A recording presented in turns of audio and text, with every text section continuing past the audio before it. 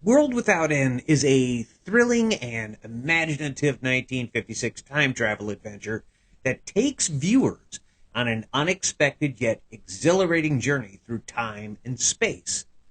Set in a post apocalyptic future where a group of astronauts from the year 1956 find themselves transported to a desolate world populated by strange creatures and remnants of a bygone civilization.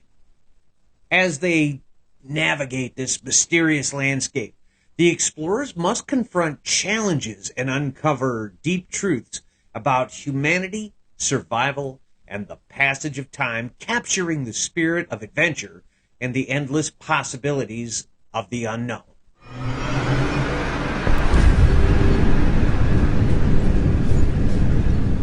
Greetings, everyone. Mike here with Sci-Fi and More, and welcome back to the channel. And if you're new here, welcome to our Team Sci-Fi family, where nostalgic positivity reigns supreme. And welcome to part 4 and the conclusion of our 1950s Sci-Fi Hidden Gems Series, covering 1956's World Without End. Now, if you haven't seen parts 1 through 3, fear not, I've attached the links to those videos in the description below. And I would like to give a huge thank you to subscriber and friend of the channel at Franklin Townsend 7228 for providing 6 wonderful movie suggestions for this series. I can't thank you enough for these suggestions. They were awesome. The 1950s really were an innovative and imaginative time for science fiction films.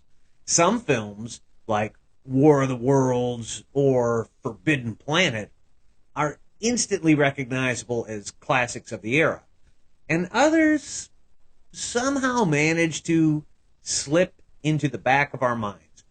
Doesn't mean they were bad, but somehow they have just flown under the radar. Oh, I love a good time travel adventure. Maybe I could go back in time 5 minutes and grab some fresh popcorn instead of this stale stuff you gave me. World Without End, directed by Edward Burns, is an American science fiction film produced in 1956 by Richard Heermans.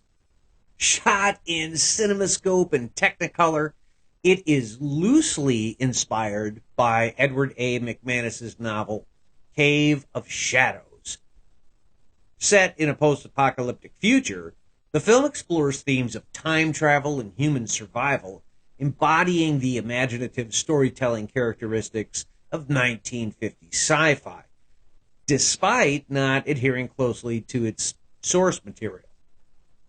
The cast of this film was nothing short of spectacular, with Hugh Marlowe as John Borden, the main hero and leader of the expedition, Nelson Lee as Dr. Galbraith, the science officer, Christopher Dark, the indispensable young genius who is the only family man aboard, reminding the audience of what the explorers have left behind.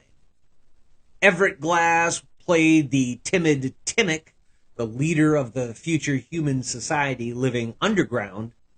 Booth Coleman was the villainous, but I think probably more misguided Maurice.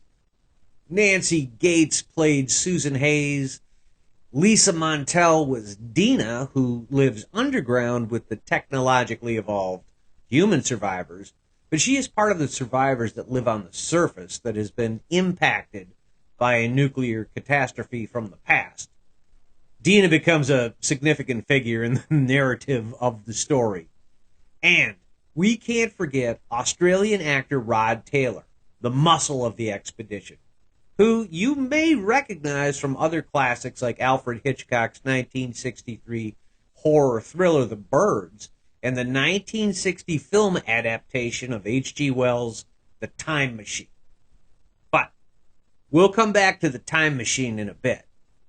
World Without End made a significant contribution to the science fiction genre by being one of the first films to depict the concept of time travel to a post-apocalyptic future. Released in an era when science fiction movies were burgeoning, it explored and combined elements of a futuristic dystopia with the idea of societal regression versus technological advancement.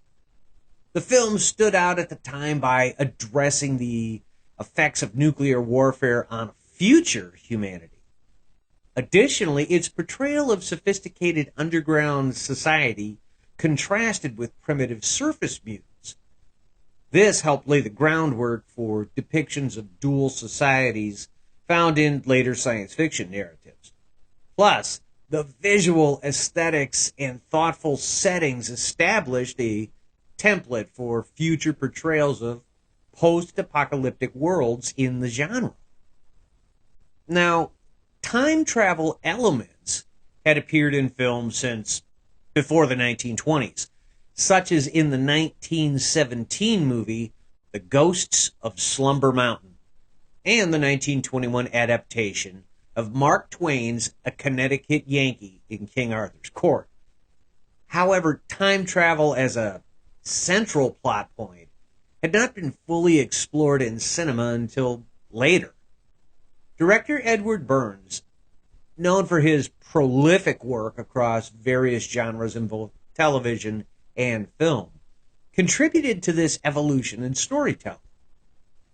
Edward Burns himself, best known for writing and directing the later Three Stooges shorts in the 1940s, and for his work on around 30 feature films, primarily comedies.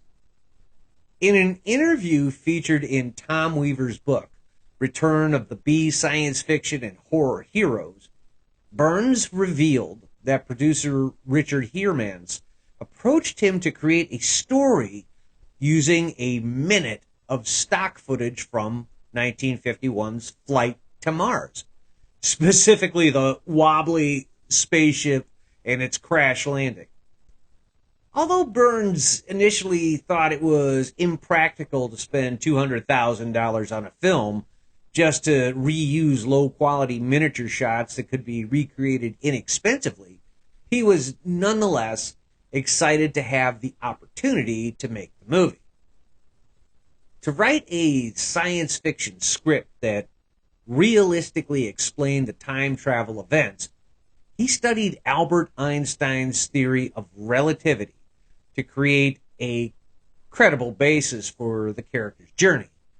And with that, in 1957, according to the story, 4 American astronauts set out on a reconnaissance mission around Mars, but are unexpectedly propelled through space by a mysterious force.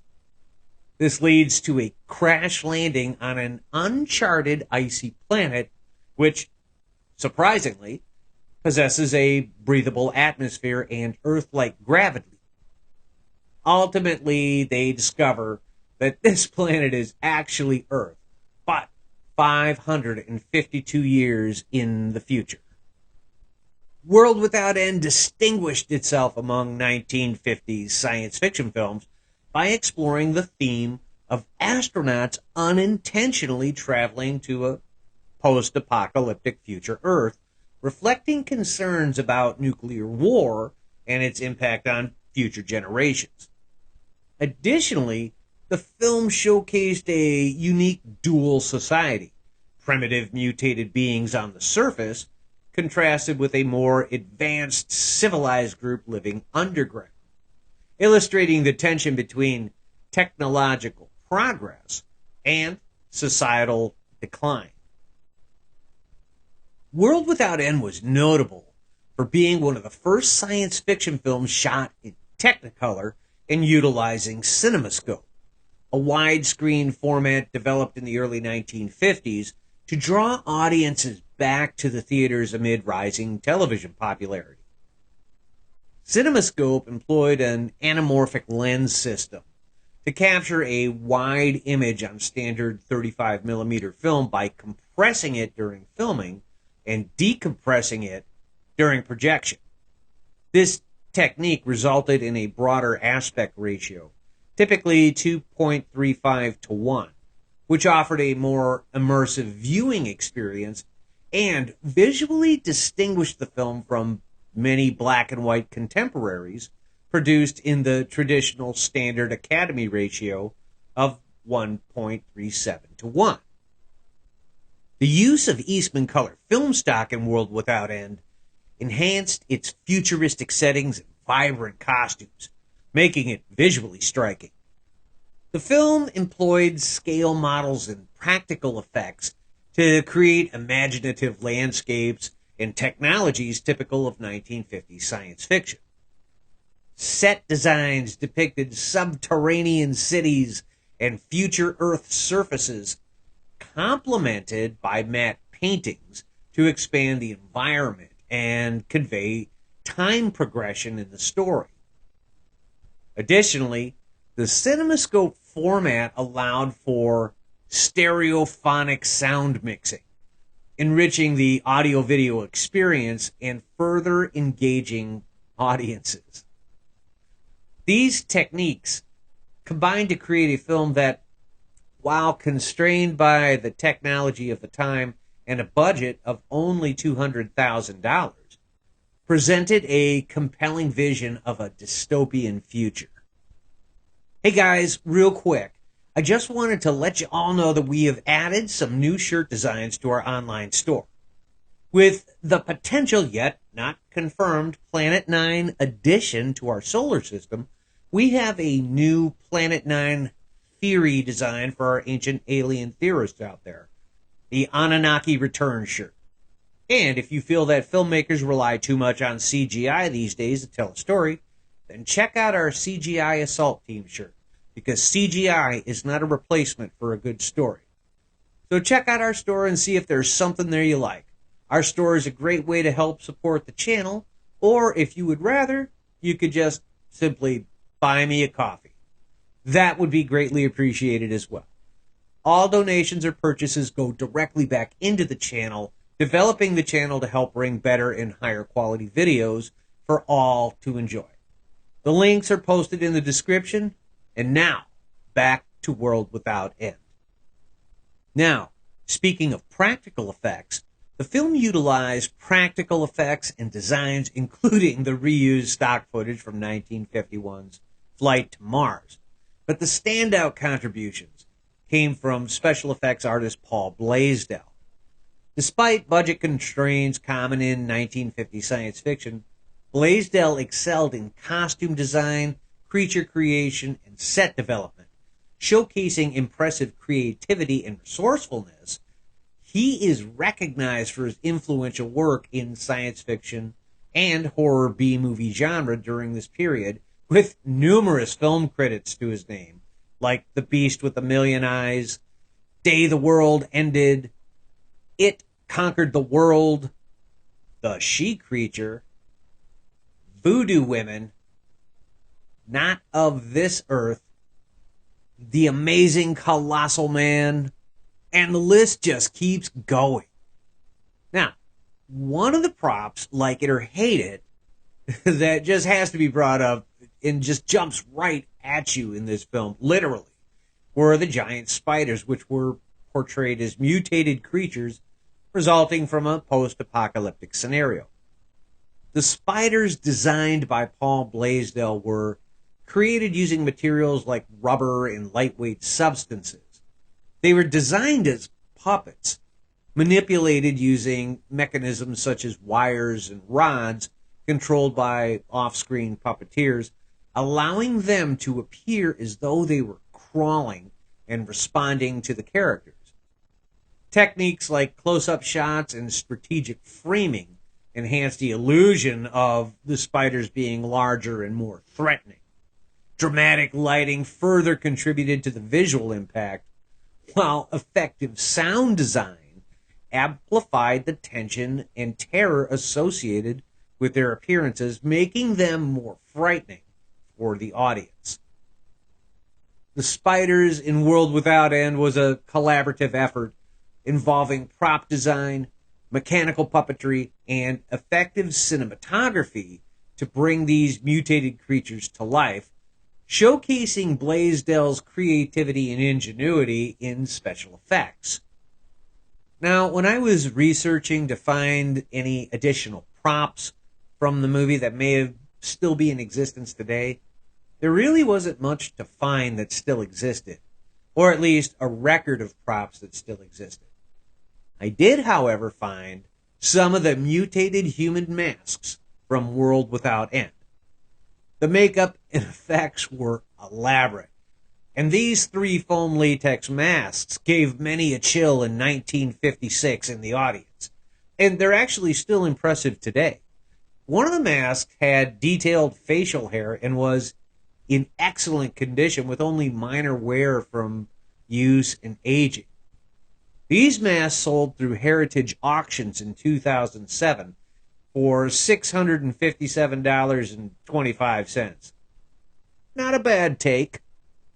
Edward Burns, lacking experience in science fiction, faced allegations of similarities between his work and H.G. Wells' 1895 novel, The Time Machine. The Wells estate even threatened to sue for plagiarism. Though the outcome remains unknown, both stories involve time travel to a future where humanity has evolved into two distinct groups, a weak, peaceful population and a brutal, deformed one. In Wells' novel, the Eloi live above ground in a state of blissful ignorance, while the industrious Morlocks who dwell underground exploit them as livestock. But the setup between the two is quite different. In World Without End, the underground humans are the intellectually dominant species who have built themselves a technological fortress underground in order to protect themselves from the barbaric mutates above. The H.G. Wells estate had valid reasons for their annoyance regarding Edward Burns' work. Burns claimed in an interview with Tom Weaver for his book Return of the B Science Fiction Horror Heroes that he did not consciously draw inspiration from The Time Machine, stating that he hadn't noticed the similarities until they were pointed out to him. The Wells estate likely took interest because World Without End was the first U.S. film to explore scientifically induced time travel, even though it doesn't feature a traditional time machine. Wells's concept of time travel aligns closely with Einstein's later scientific theory of time as a fourth dimension. Burns benefited from Einstein's theory of relativity, which explains that time behaves differently at high speeds. Specifically, time slows down as one approaches the speed of light. This implies that traveling faster than light could allow one to look back at the past, effectively enabling time travel into the future. There is another possible inspiration for Burns' script, and that is Edgar Rice Burroughs' Pellucidar series, especially the first novel, At the Earth's Core from 1914. One example of this influence is the inclusion of Dina in World Without End, the beautiful servant who was once herself a barbarian. Much has been made of the fact that the major female Eloi character in The Time Machine is called Weena. She's very close to Dina. But the character of Dina actually closer resembles the main female barbarian character in At the Earth's Core, who is called Diane. The storyline seems directly inspired by At the Earth's Core. In the book, the protagonist, David, challenges and defeats a barbarian leader called Jubal the Ugly One in order to win the hand of Diane. And David soon becomes the leader of a group of barbarians who challenge their overlords and bring peace to Pellucidar. In the film, it is Dina who calls out the barbarian leader Naga to fight Borden, who becomes the leader of the new united humanity. While not a direct parallel, the two plot lines share too many similarities to not be thrown into the same sentence, showing an influence of one to the other. So while this film is notable for being the first American movie featuring a time machine, it's premise shares similarities with later films, particularly 1968's The Planet of the Apes, which starts in a very similar manner to World Without End. Additionally, the underground dwelling human cultists in the 1970 sequel, Beneath the Planet of the Apes, resemble the future humans depicted in Byrne's movie. The plot of World Without End has been echoed in various films, such as The Mole People in 1956, The Time Travelers in 1964. Rod Taylor, who starred in World Without End, later appeared in George Pal's 1960 adaptation of H.G. Wells' The Time Machine, marking his second time travel adventure. And interestingly enough, he was also the top contender for the role of the time-traveling astronaut Taylor in the Planet of the Apes movies, a part which famously was played by Charlton Heston. That would have been a full circle moment for him from World Without End. And as of now, there has been no official sequel, prequel, reboot, or reimagining of World Without End, keeping it a standalone title in the science fiction genre. Although it has been referenced due to its themes and unique premise, no direct continuation has ever been made. The film's influence can be seen in other dystopian and time travel movies over the decades, such as Soylent Green, The Terminator, The Matrix, and 12 Monkeys. Additionally, there are no official published series of fictional novels aimed at continuing the story of the 1956 film. As a B-movie, World Without End received few critical reviews, but later in 1986, in an interview for Starlog magazine, Rod Taylor recalled that he was so thrilled to have a sizable role in American movies, giving him the confidence to know that he could work with established Hollywood professionals and come out and hold his own, as he quite literally threw himself into the role, especially when he was struggling with a mutant spider. The mutant spiders in World Without End are like that one over-ambitious relative at family gatherings. Really big, definitely not invited, but somehow causing a scene anyway. World Without End, at the end of the day, is a fun time travel adventure movie well worth seeing. And if you haven't seen it in a while, dust it off on a rainy Saturday, grab a bucket of popcorn, and strap in for an interesting ride. And there you have it, Cosmic Core. We hope you have enjoyed our deep dive into the 1956 time travel misadventure World Without End. And if you did, please be sure to like and share the video. And since you're here, if you enjoy this kind of stuff, stick around for a while and consider subscribing to the channel. Once again, I would like to thank @FranklinTownsend7228 for this suggestion and the other 5 suggestions for our 1950s Hidden Sci-Fi Gems Series. Thank you all so very much for your continued support of our channel. You are all the greatest sci-fi team on YouTube. And everyone, have a great galactic day.